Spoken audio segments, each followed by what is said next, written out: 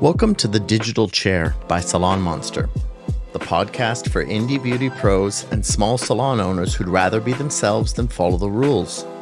I'm your host, Liam, and this week we'll be talking with Kara Field about running a home studio, using forms to funnel clients effectively, and using AI to help create clear and concise service descriptions. I hope you enjoy it. Welcome. This is Kara Field. Kara, just tell us a teeny bit about yourself and then we'll chat. Hi, Liam. So I am a hairdresser out of Moose Jaw, Saskatchewan. I have a suite in my home where it's actually built on to the back end of my home. And I've been working out of here for about 8 years, which is pretty much half of my career as a hairdresser. I've been an independent stylist on my own. So, and I've actually been using salonMonster for about 8 years as well. So when I went out on my own and had this suite, I knew that I needed to have like the boundaries and that level of separation between I was just getting sick of like the texting, do you have Tuesday at 12 available? No, but I have 3. Does that work for you? No. Does Monday work? Like that was getting to me. The blurred lines between like the client communication and I think, we really like set the bar with how we want clients to treat us. So usually the bar is set like on the floor because we'll take anything to get clients to come in that will give up our personal phone numbers and our time with our families just to like get those appointments booked in. Yeah. But it's so much a part of just like my intake process now. I have a Google form that new clients fill out. And then once I receive the response, I look it over and then I send them an email with the booking link, but also based off of the information they gave me. I have a new client service category on my salonMonster booking. So from what they've told me, I just guide them to book one of those new client appointments. That way, when I see that name on my books, I know that is a new client appointment and just to get myself ready for that. And that's something new that I've actually added in the past year, just with the amount of people that I see, or sometimes, I've maybe done somebody's hair twice.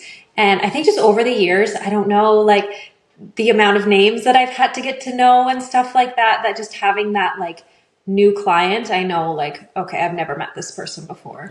Yeah. Sometimes if I feel like the name is familiar, I'll go into their appointment and then just bring down that little tab there that shows their, if they've ever had an appointment. And it's like, okay, I have seen them one time already and this is what we did. So sometimes, like actually quite often I use that just to refresh my memory before the appointment, or, just little notes about the client. That's really helped me just to stay more like on top of everything. Cause I feel like it can get overwhelming, like running your own business and trying to, play all the parts and do all the roles. Definitely. That, salonMonster is like my front desk in a way, I guess. Like it kind of filters everything for me and I'm prepared and ready. And my clients really like it. They say it's so easy to use. And like, I always ask, how is your booking process? Like when I have a new client that comes in, and it's usually just like, no problems. They love the reminders and I love their reminders. So I don't have to worry about them forgetting their appointments. That just like doesn't really happen anymore. And if it does happen, it is like something crazy came up that shifted their world that morning or whatever. So, yeah. I love your intake process. I don't know if you know this. I should have sent you a message ages ago when I left the chair rental studio I was at and went into a one-room space myself at the beginning of COVID. I basically lifted your intake process, like your Google form. If you go to my website, you'll see a new client and a returning client. I was like, that Google form is amazing. I adjusted stuff for me, but it's so great to have some information from people beforehand, to have a sense of who they are, what they want, what they don't want, what they haven't liked in the past. I just love that process. Yeah. No, and I love that you felt that that was something that a tool that you could use. Like I am in no way like, oh, like you stole my idea. Like I'm just like not like that. It's like I know what it's like to have not a clue. And I think as hairdressers we have gotten to this space where it's like we're sharing information and this works for me, like maybe it'll work for you, and we're like inspiring each other. So like if you're doing an intake form and you're using my intake form as like a guideline, shifting a few things that like work for your specific business. But I'm able to see in my intake form if that new client is interested in some of the healing offerings that I have. So, maybe they're looking to book a haircut and they're also interested in Reiki. So then what I'm going to suggest to them when they book is that they book the healing haircut, which has those things. Yeah. So I feel like it helps to see where my client's at too, coming in. Yeah.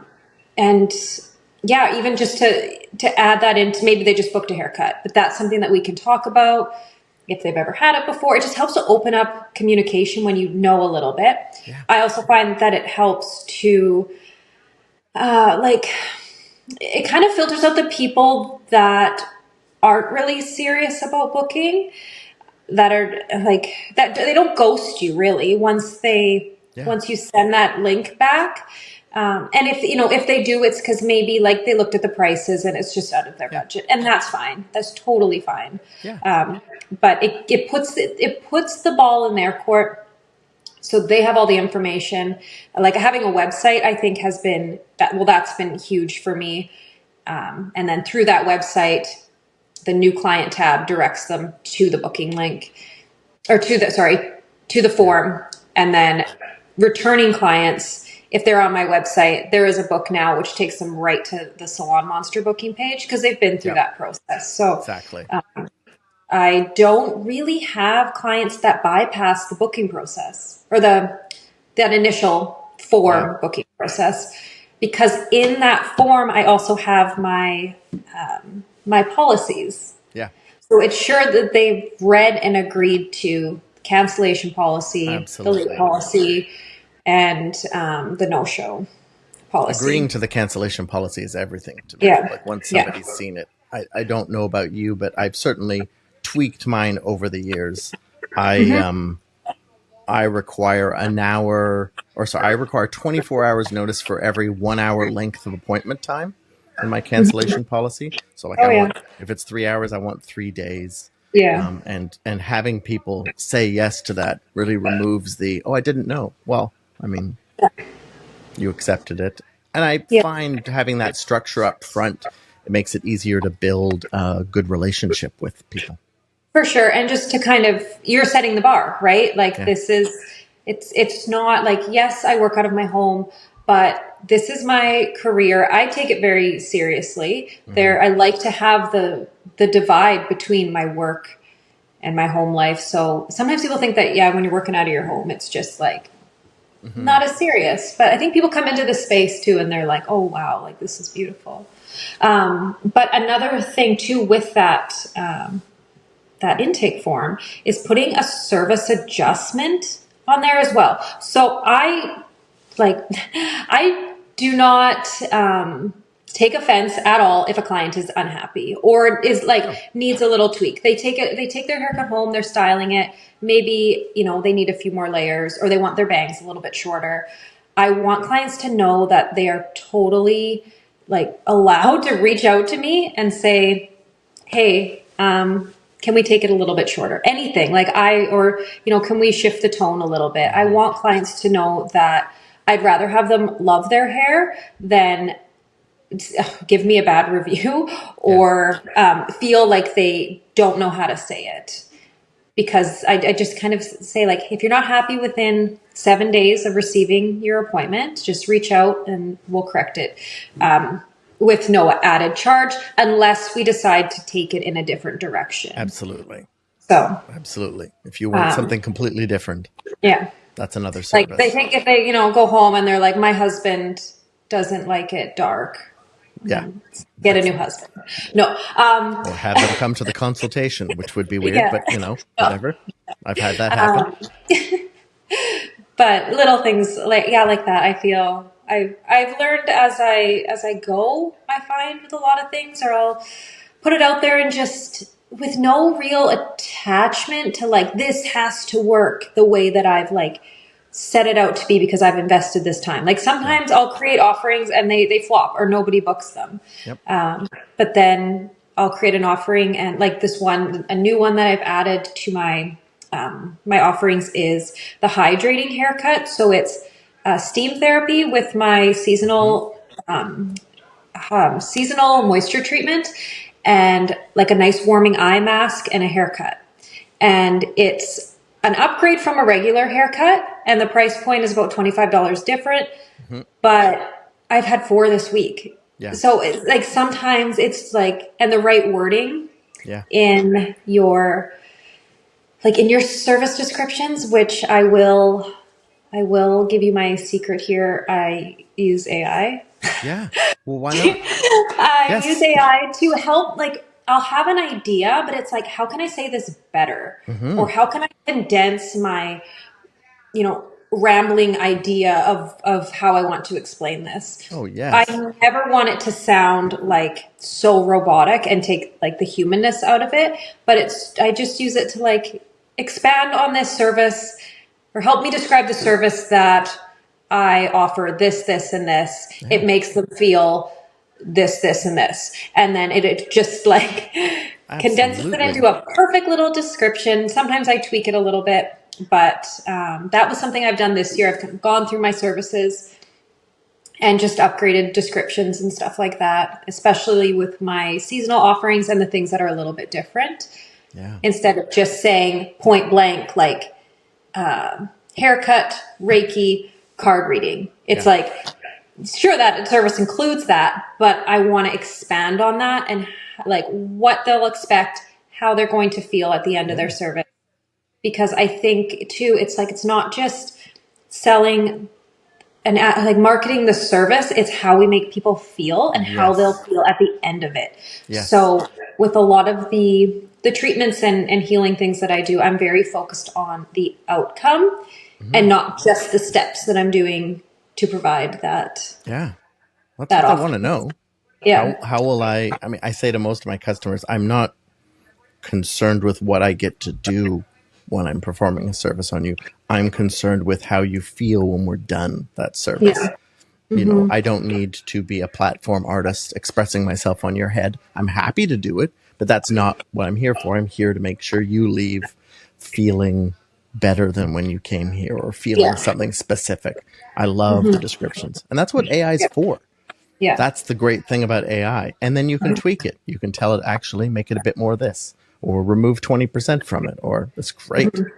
Yeah. Good for you. Yeah. And a lot like, yeah. And honestly, like AI is a really great tool. It's not meant to like replace me and my humanness in crafting these offerings. It's to help. And I love writing. Like I've always loved writing, like writing poetry, writing stories, stuff like that. But sometimes when it comes to my business and my family and all the other things I've got going on, it's like, I want to say this, but I've got like nothing to work with. Like my brain is just like burnt out. Oh yeah. So I feel like using AI as a tool, not a replacement for anything, but just a tool, and learning how to use it properly is such a game changer when it it's just great when it comes for to a bio. Things easier. Yeah, it's great because it's so hard to write about yourself. Like why? I don't know. I'm mostly disappointed. Yeah. Well, either pretentious or just like you sound like a depressing person. Like, mostly I don't like myself, and I'm disappointed with most of what I do. And like that's not a bio. That's not what I do. Yeah. So I find it can help. You can even sort of input just basic information about yourself. Here's how long I've been doing it. Here's what I do. Here's my website. Go look at it. Here's my Instagram account. Go look at that. Then describe me. It can be a bit weird at times. No, I know. But that's where you can go in and it's like proofread it, or like go in and just change it so it sounds more like you. But it's kind of like, you remember like Mad Libs? A bit. It's like you've got like the structure of something, but you can go in and change the adjectives Yeah. to verbs. But using it as a tool, and not always just like copy and pasting it and be like, that's good. Sometimes when I'm stuck for captions for social media or just ideas on what to post, I'll be like, give me 20 reasons why somebody would come get their hair done. Or like just to open my mind up to, okay, I got something to work off of here. Or reasons why people find a traditional salon setting overstimulating. Because it's like, I know reasons why, but I know reasons why from like a service provider's point of view. I haven't been like a proper client in ages. I do my own hair. So it's like, I need to understand that perspective. I also ask clients too, who come to me who are looking for something different. So I will ask too, like what was it about that setting? But if I'm just trying to batch some captions or get my brain thinking, I hate batching captions. It can be amazing for that, telling it to give you like a 30-day social media strategy. Yeah, and you don't have to follow it completely, but just helps you to simplify things and just get your brain working. Oh yeah, it's much better than a blank white page or a spreadsheet that's empty. Where you're like, I don't think I can start this. I don't really know. I could add the days in. That would be the end of what I would want to do on the spreadsheet, and then I'd go to bed. Yeah. And social media, it's a funny, like, lots of us have funny relationships with it. It's like when we're posting, we can post, every day because we're inspired, and then we'll go a bit where it's like not really feeling inspired, or you feel the drain of it. And I've never done well with like a structured social media plan. That's just like, some people like really need that, but I feel limited by it. Yeah. Because I feel like I produce my best stuff, or stuff that feels good to me. I'm not even out for like likes or getting Insta famous or anything like that. It's like stuff that feels good to me, or like is trying to reach a specific audience, comes from when I feel inspired, and not when I'm just trying to just get a post, just to post. So I've posted, 3 times this week. That's when it starts to feel not good for me. Yeah.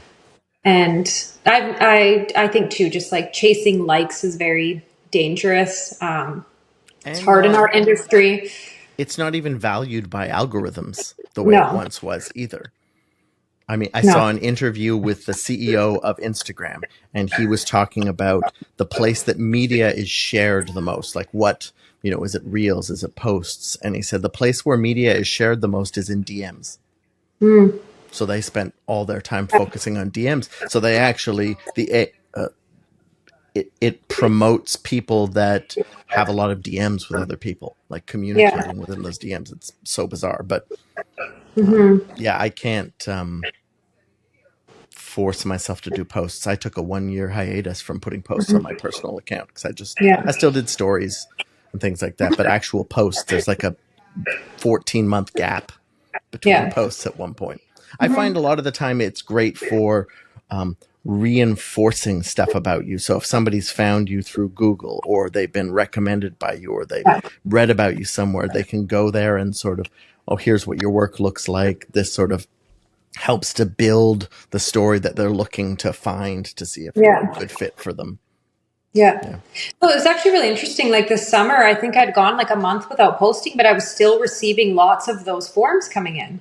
So it's like Google has helped me. Asking for reviews has been huge, and a nice way to, like, as a hairdresser to see how you like how other people view the experience. Because I think it's hard sometimes to put value in what you're offering, because maybe it comes like natural, or it's just like, part of your everyday. But to actually see the difference that you make in people's lives, and how you make them feel safe, or, how special coming to you really is for them. And I think too, people don't know necessarily how important reviews are until you tell them. And I find clients are usually more than happy to help me out if I just say, like, I'm working on building up some reviews for this year. If you could hop on there and just say a few words about your experience. Yeah. And then I'm always blown away by what they say too. I'm like, oh my gosh, if ever I'm feeling bad about myself, I just go and read my reviews. Yep. Because they bring me so much joy knowing that what I do matters. And yeah, like that it has a lot of weight. You know, it's one thing to write an Instagram post about yourself and what you do for people versus someone writing 2 amazing paragraphs about what it was for you. And when people see those through Google or Google Maps or wherever it is that they're seeing it, you know, they know that that's not you posting that. They know that's a real person that actually took the time to say this. I think it means a lot. And you can say you're amazing all you want. Yeah. But somebody needs to hear it.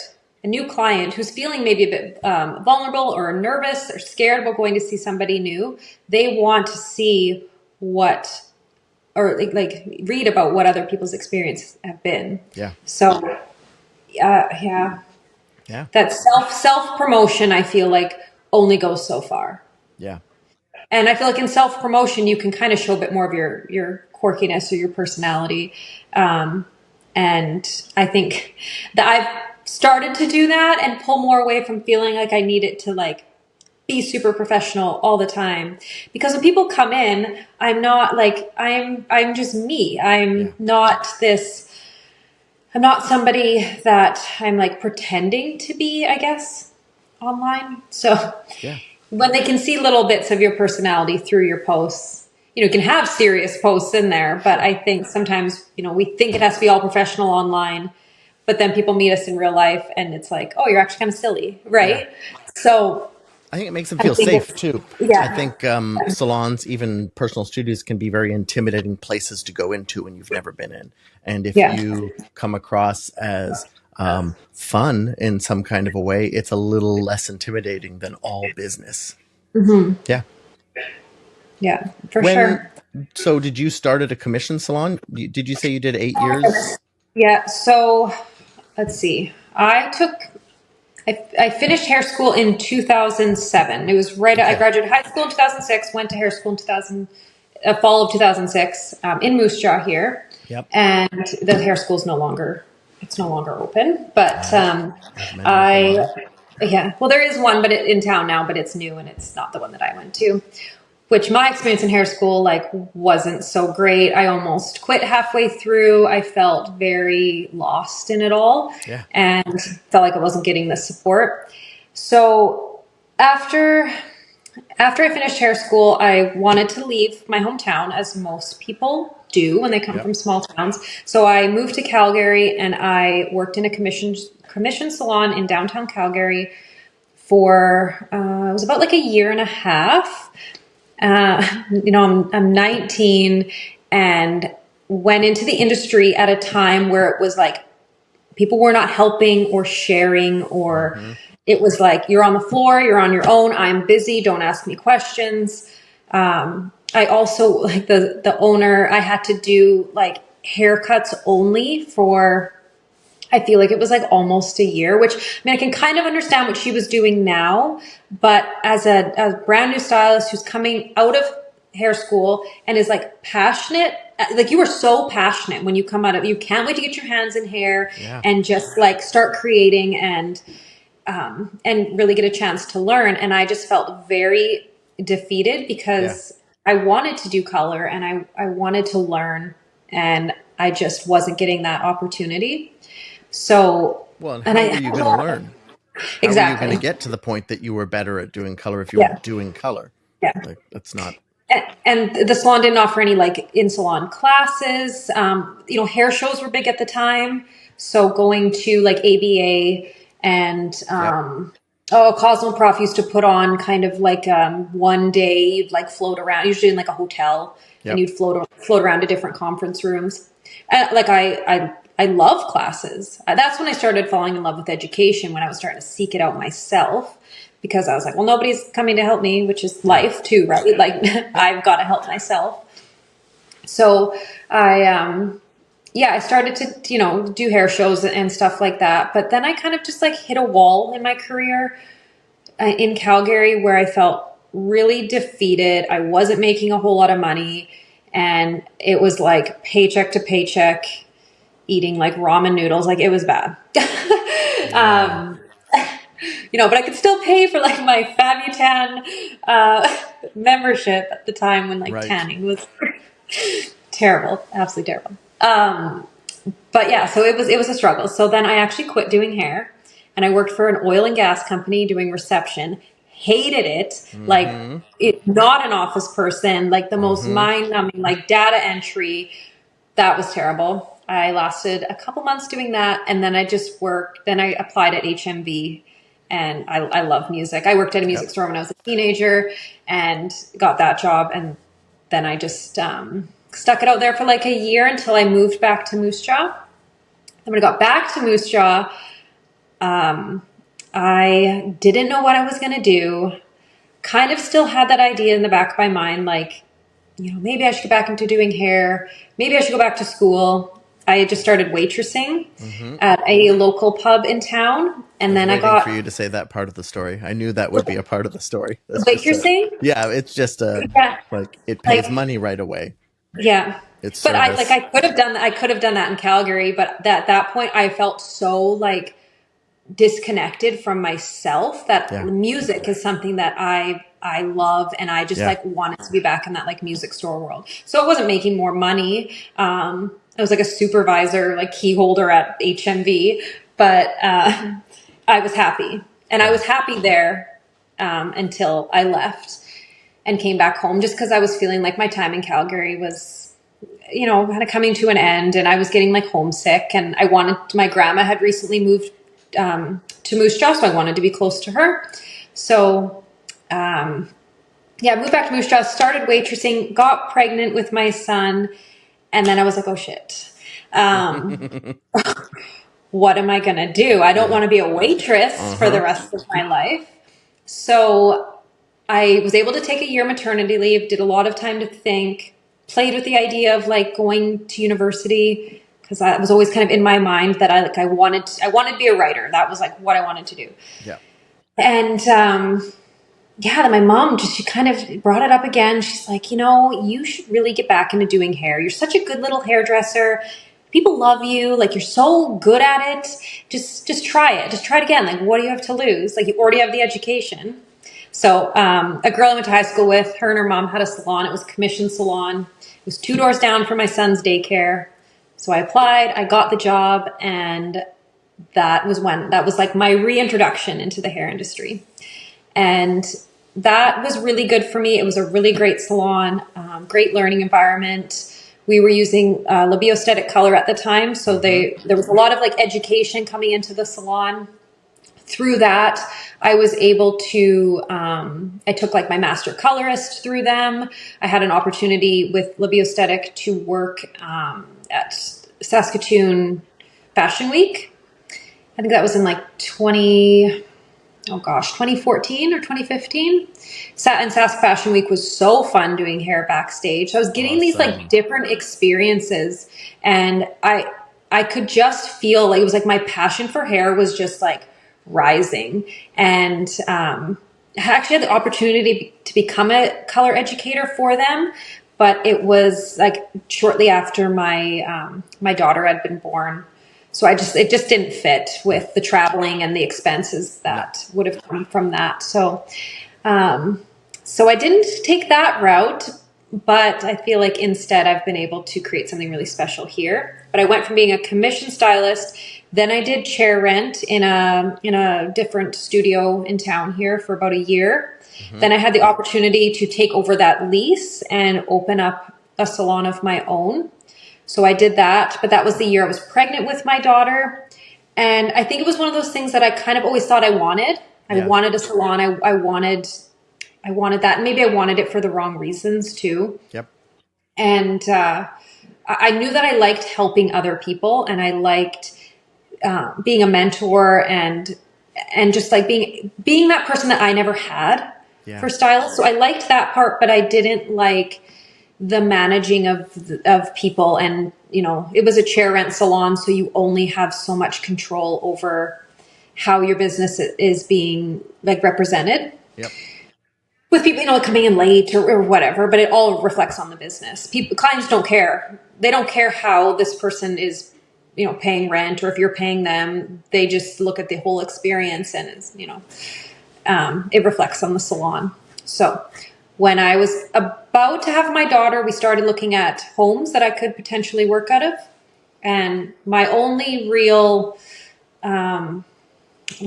stipulation was I didn't want to work in a basement. Yeah. I didn't want a basement salon in my home. Yep. And then we found an old character home built in, I think it was 1907, with this addition that was built on the back in 2002 that the previous owner was using for his photography business. Amazing. We walked in here, and this was the first room we saw in the house, and the wall color was horrendous, but honestly, it was perfect. It had plumbing because he had a little bar sink to wash his hands in. That's what it's all about. And it had a bathroom that now we've built a wall. So the wall is what I have my color bar on here. And then behind the wall, there's a washroom, laundry room.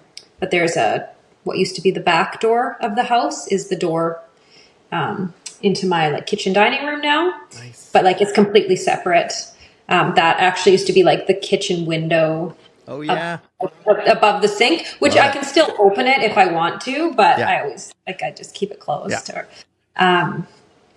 But yeah, so it kind of was a thing that just was meant to be. Yeah, it was. Being the first and only house we looked at, and it's really been such a supportive environment for my growth here. I've noticed on my own, I've been able to really craft the experience that I want as a hairdresser and for my clients.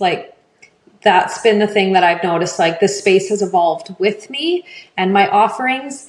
And I wake up every day and I love coming to work because I love what I'm doing. I love that I have the freedom to create different services. Each day looks different. And I feel like I'm really true to myself and what I want to offer. So I really feel like this space has been super nurturing for that too. So nothing wrong with commission salons. I think they're great. I actually think there's a downside happening.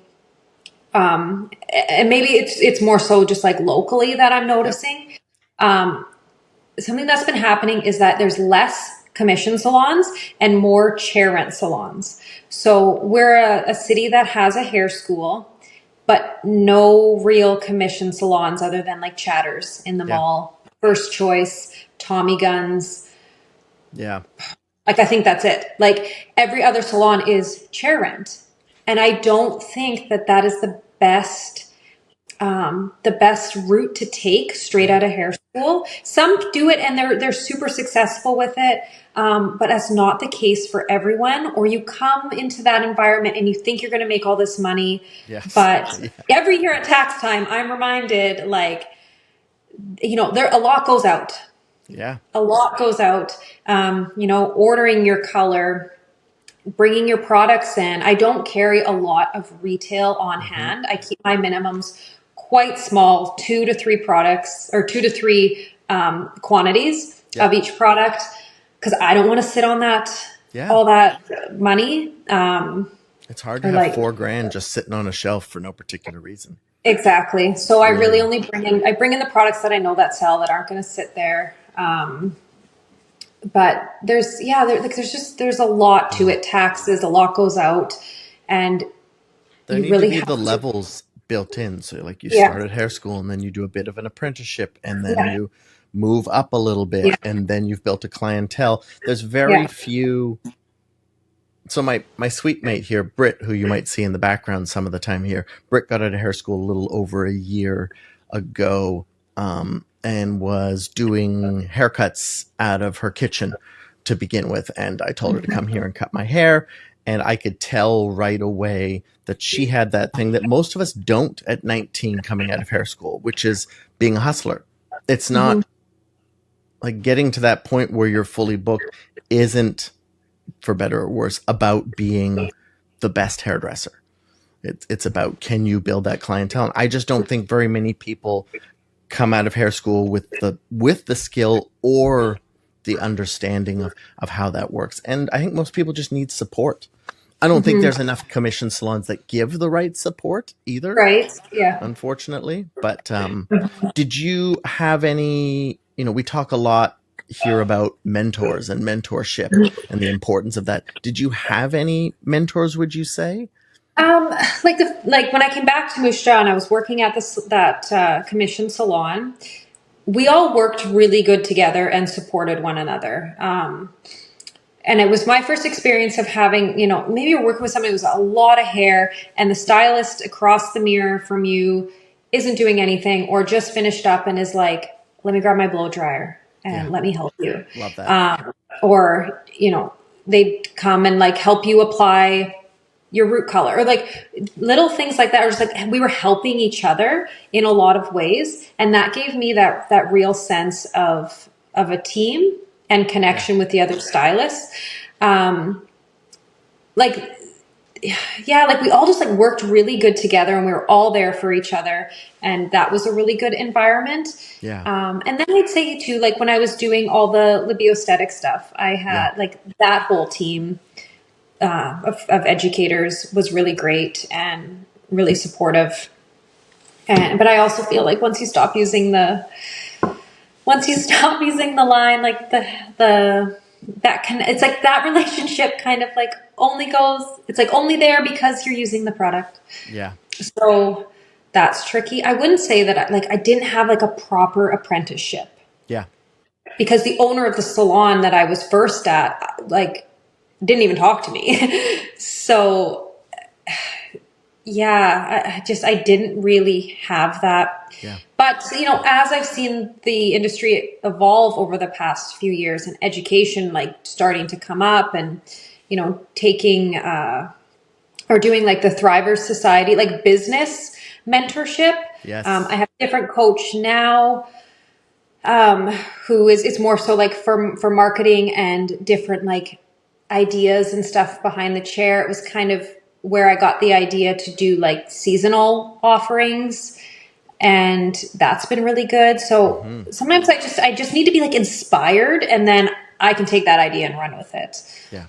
But I think having a community and an online community, especially now, like, cause it's available to us, is huge. Amazing. Like, yeah. Yeah. So being a part of an online community, or where you have like a coach that is coaching to like a group, and you have a Facebook group, you can go in there and you can ask questions. I think that's kind of where we're at when it comes to when you're like an independent and you're looking for like a mentor or other hairdressers. Yeah. Or like, stealing my form. It's like, it's fine. It's totally fine. I took pieces from a few different people. Another person had some within their offerings, as opposed to like length of haircuts. Their offerings were, are we doing a maintenance haircut? Are we doing a bit of a shift, or are we doing a big change? And that's how they structured theirs. I love all the different ideas. It's fun being able to just check out people's websites and see what everybody's doing. Well, and that's actually something I have in my form, because I think it's really important to know, like, where's this person's head at when they're coming in, right? Yes. Like, are they ready to do a huge transformation? And that's super special if they're a new client and they want a transformation and they're choosing you. Like, that's amazing. It's a lot of trust. Mm-hmm. Yeah. Actually, like, I had a client come in this morning and her hair was it's so long, and she's, told me about a month ago, like, I'm booking this. I know I want to cut it off. And we took probably like 14 inches off her hair today, from long to like a cute little like French bob. So good. She was radiating when she was leaving, and like sent me a bunch of pictures like from her car, and just like, like, I love that. Like, I love being that person that people trust to do a big transformation. Cause like, I'm not emotionally attached to their hair. Like, I always like talk it through. I'm not like, come in like, and just cut it. Like, we always talk it out, but I'm like, it's like, I'm not emotionally attached to the length. So that makes it easy to do transformations.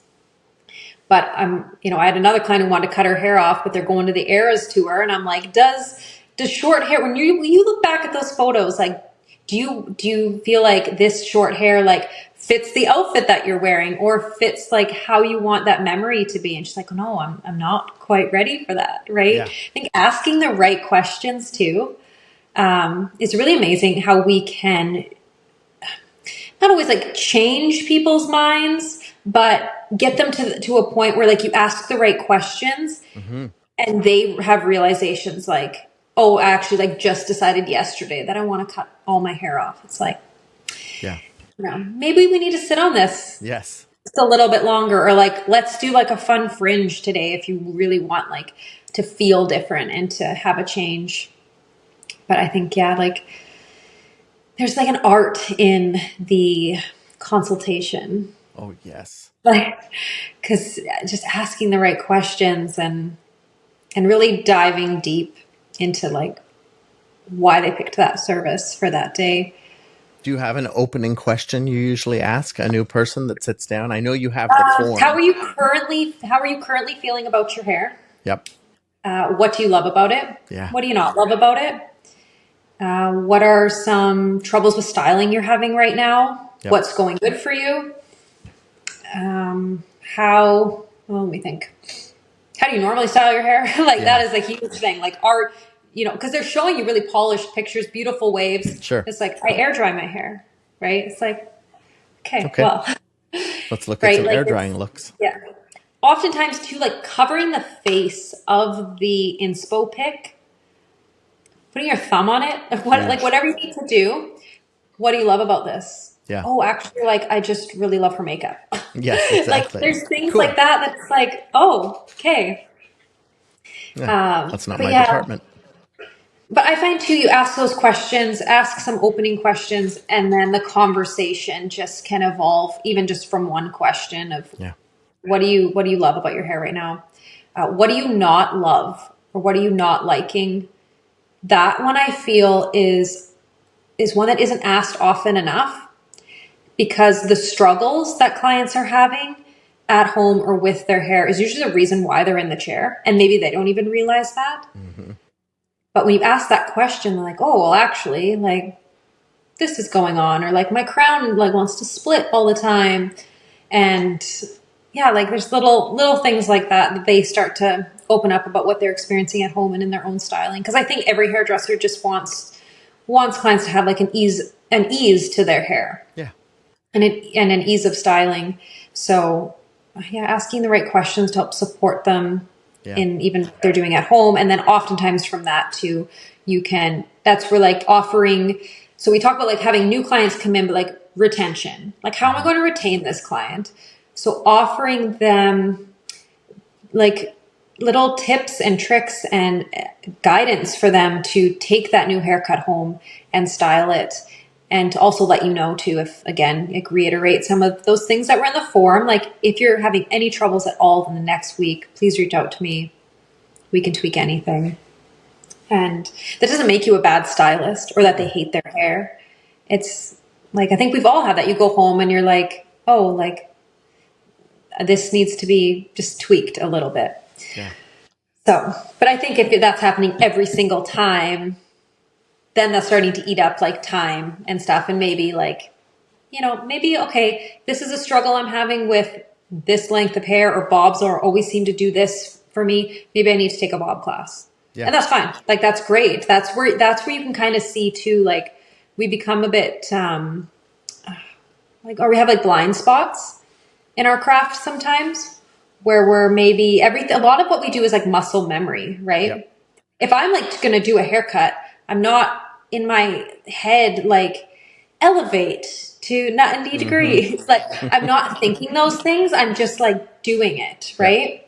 Yeah. So taking classes and stuff can help to break things down and make it make sense if you're struggling with something, but never quit learning too. Like there's an abundance of education, especially online, but I think there's power in taking an in-person class too. Yes. Because a lot of us are like visual learners. Like I can look at someone do a haircut and then do the haircut. But you almost need that like look and then do right away. Because you can look and then then like, oh, I'll do that 2 weeks from now. And it's like those little things are gone. or you need to Absolutely. refresh. So the look and do in the same day. I love classes like that, like morning theory, afternoon hands-on. But I feel like with COVID, we kind of lost a lot of those Yes, classes. So I think they're starting to pick up again. I need I think they to, are. yeah, I need to look in and to, but I usually have to go to Regina or Saskatoon. But see what's offered, and it doesn't always have to be a line that you're working with too. Yeah, There's a cool cutting class coming that is Redken or yeah, whatever. Um, just take it. There's always something to take away from a class. yeah. Theory is theory, and Yeah, technical ways of doing things is yeah, technical. It's not just yeah. formulation. hmm Yeah. Even as an independent stylist, when you're just used to working by yourself, being around other hairdressers gives you that feeling of like community in one room that maybe you're missing. Because sometimes I do. I miss it. I Yeah. miss that, chatting in the back room, like, oh gosh, how am I going to formulate this? Yes. That I'm usually having those thoughts at my color bar here, Yep. my client's sitting there, and I'm like, just give me a minute to Yep. formulate. And I'm like, you know, I'm just I've trying to gotten figure better. out what to do. They can't see my panic. They can't, like, No. I hide it very well. No, I Good don't for really you. like panic, but it's nice to have the community and have the face-to-face community. We've gotten really used to online stuff, but there is nothing like that in-person energy of a room when you're in a class and And back and all forth. learning. Yeah. Yeah. Yeah. Yeah. So if I were a commission stylist and thinking about doing what you've done where you are, what's the first piece of advice you'd give me for going independent, or something I should know about it, or something I should look out Yeah. for, be prepared for? So like if your goal is to one day become independent Yeah. and you're current commission stylist, Yeah. so I would recommend really focusing on building your client list, building your client retention. So what are you doing to make that service really special? How are you making them feel? Let that be like the guide to your growth. Yeah. So not just focusing on I've got a busy week.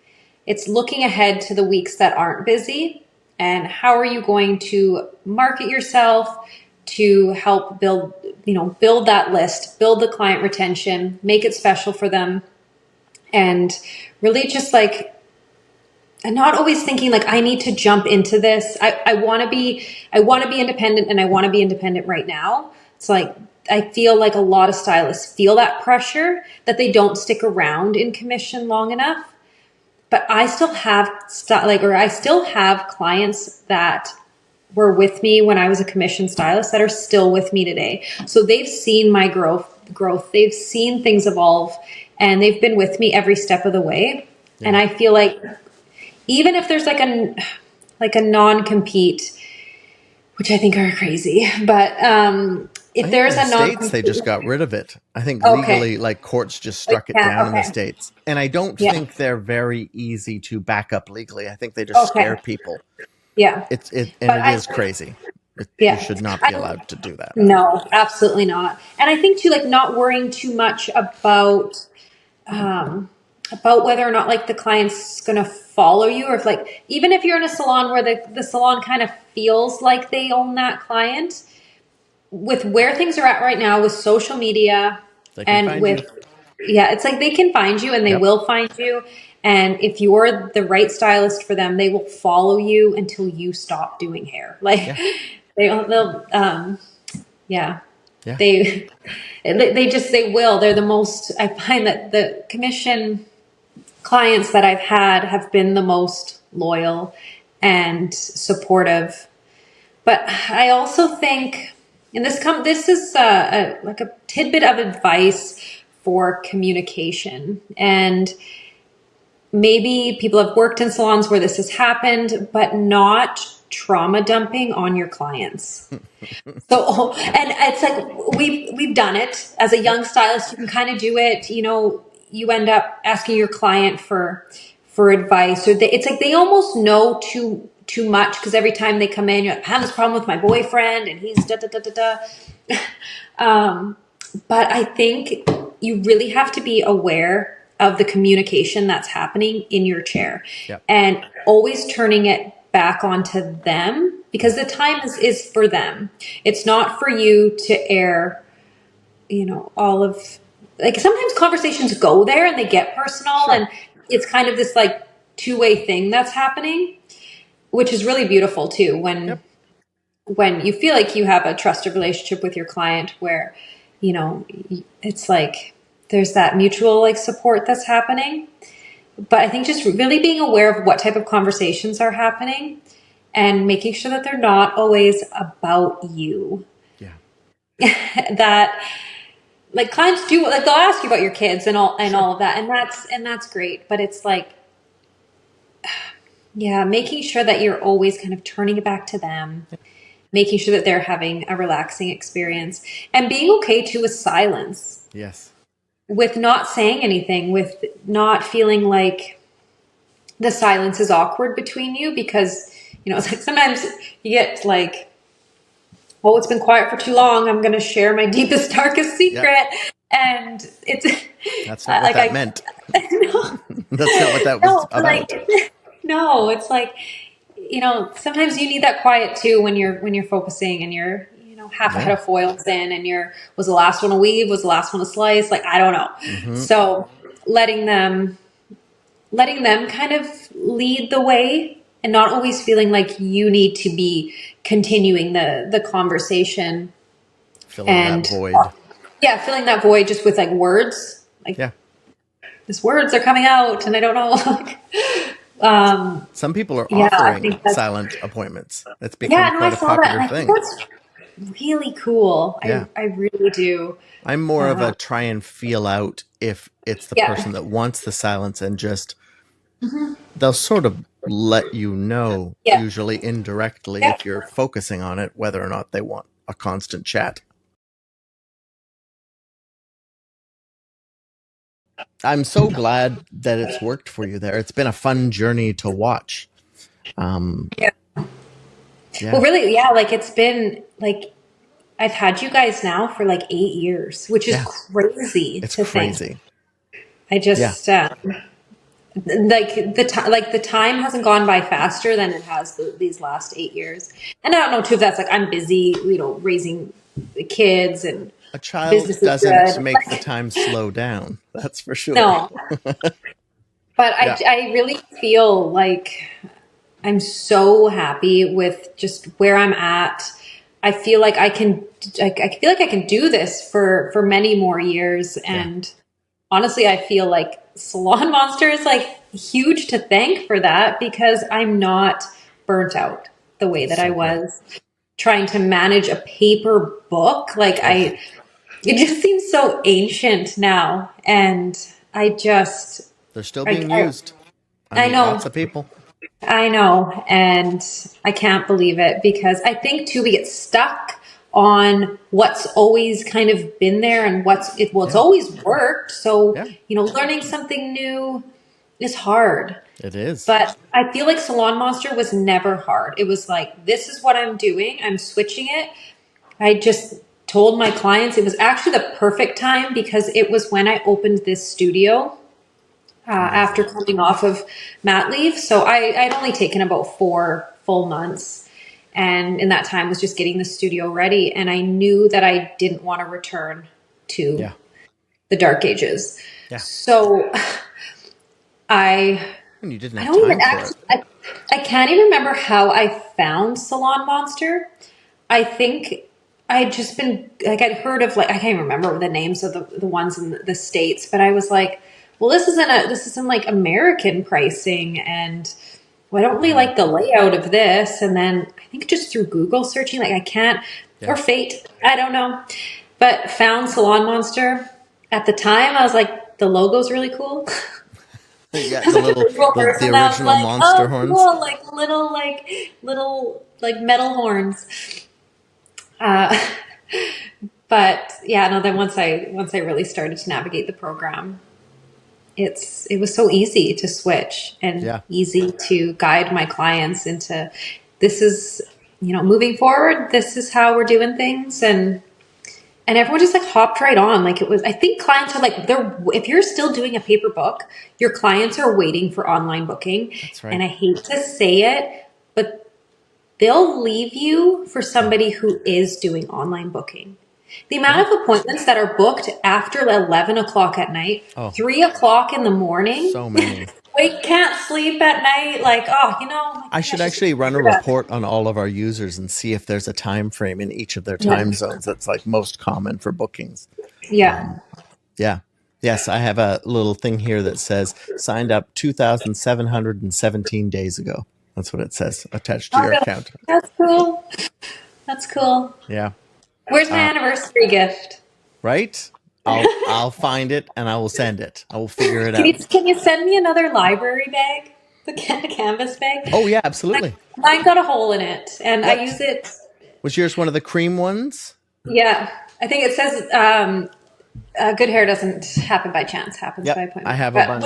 Whatever you got, if you have one with Scout on it. Yes, I do. Somewhere around here, I have a stack of the black ones with Scout on it. I don't know why I'm looking around like I'm going to be able to see it. It'll be in a drawer. Yes, I will get one of those sent off to you for sure.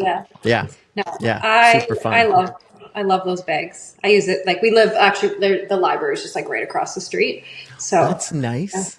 It's honestly, it was a selling feature of this house. Are you like kidding the salon, me? You have a kid and you live across from a library? That's the greatest thing that could ever happen.